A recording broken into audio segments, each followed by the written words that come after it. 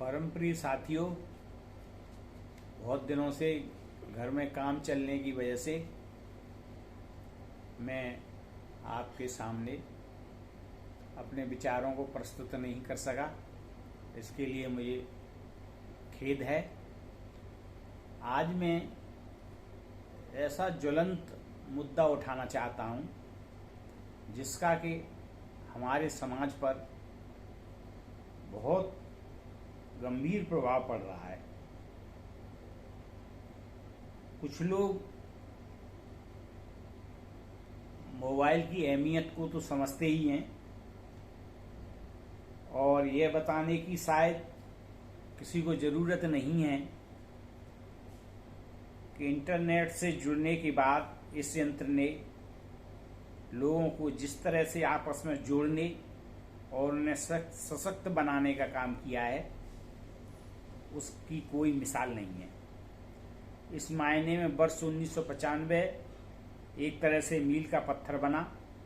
उसी साल विदेश संचार निगम लिमिटेड BSNL ने देश में इंटरनेट सेवाओं की शुरुआत की। दूसरी ओर मोबाइल फ़ोन हिंदुस्तान पहुंचे और इन दोनों के मेल ने लोगों को जोड़ने और उन्हें ताकत देने का जो क्रांतिकारी काम किया। स्मार्टफोन आने पर वही क्रांति अगले स्तर पर आ पहुंची। साल 2009 की बात थी जब ताइवान की कंपनी HTC ने भारत में पहला स्मार्टफोन लॉन्च किया। फोन में इंटरनेट चलाने की इस सहूलियत ने हमारी जिंदगी के कई पहलुओं को पूरी तरह बदल दिया। इनमें सबसे अहम था आर्थिक पहलू।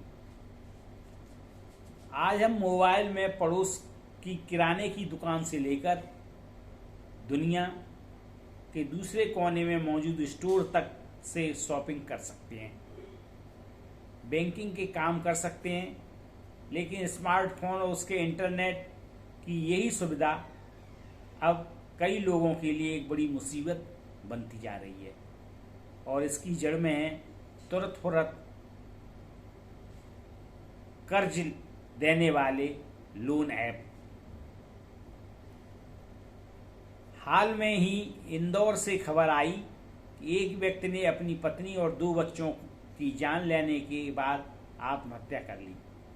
उसके सुसाइड नोट से पता चला उसने कई लोन ऐप से कर्ज ले रखा था और उसे चुका नहीं पा रहा था। आए दिन की जलालत परेशानी से बचने के लिए उसने एक खतरनाक कदम उठाया। लोन ऐप के चंगुल में फंसकर जान गंवाने का ये अकेला मामला नहीं है। हैदराबाद में साल 2020 से लेकर अब तक करीब 9 लोग आत्महत्या कर चुके हैं। हैदराबाद पुलिस ने जब ऐसे ही कुछ मामलों की जांच की थी तो पता चला कि इनमें से ज़्यादातर लोन ऐप का चीन कनेक्शन है, यानी इनके सरगना चीनी नागरिक हैं।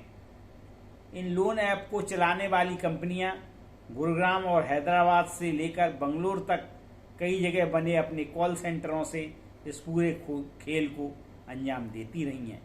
पुलिस जांच से यह भी पता चला है कि ऐसे कॉल सेंटर पड़ोसी देशों नेपाल, पाकिस्तान और बांग्लादेश से भी संचालित हो रहे हैं।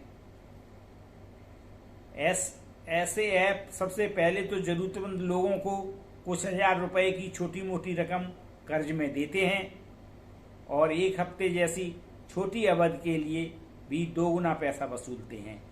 अगर कोई कर्जदार पैसा देने में कुछ देर करे तो ऐप के उगाही एजेंट उन्हें और उनके दोस्तों व रिश्तेदारों तक को धमकाने और जलील करने की नौबत करते हैं। इससे बात नहीं बनती तो इनको फ़ोन गैलरी से उठाई तस्वीरों में छेड़छाड़ कर उन्हें ब्लैकमेल भी किया जाता है।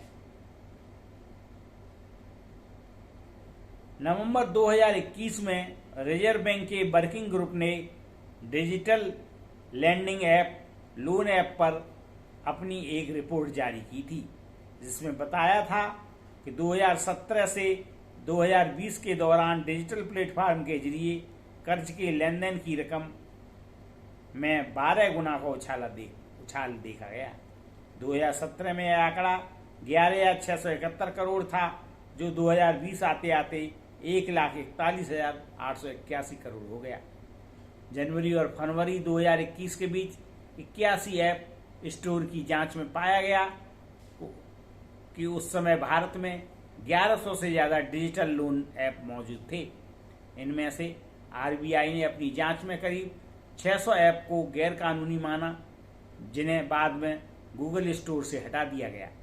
रिजर्व बैंक की इस रिपोर्ट के मुताबिक जनवरी 2020 से लेकर 2021 के बीच देश भर में ऑनलाइन लोन ऐप की धोखाधड़ी को लेकर 2562 एफआईआर दर्ज हुई।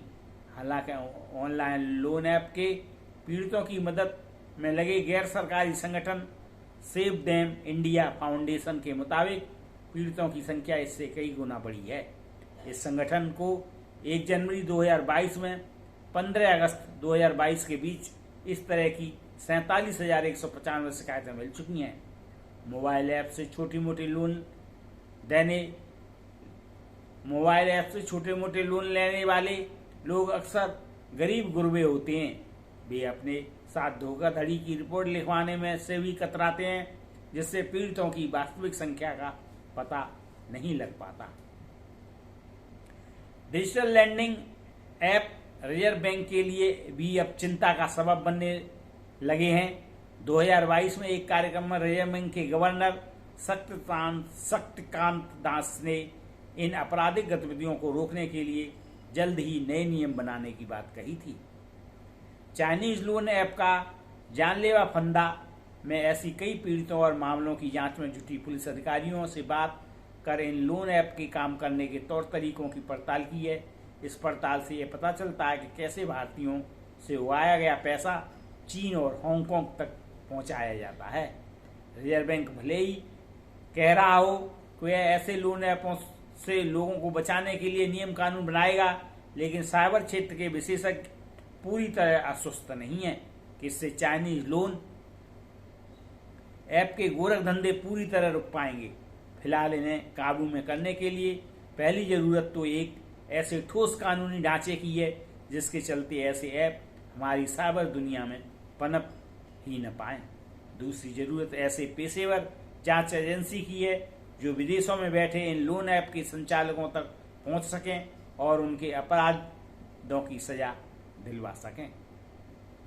जब तक नियम नहीं बन जाते तब तक समझदारी इसी में है कि मोबाइल लोन ऐप से झंझट कर्ज लेने की फिराक में अपनी इज्जत और जिंदगी को गिरवी न रखें। अगर अनजान में कोई उनकी चंगुल में फंस गया है तो उसकी शिकायत संबंधित अधिकारियों से करें।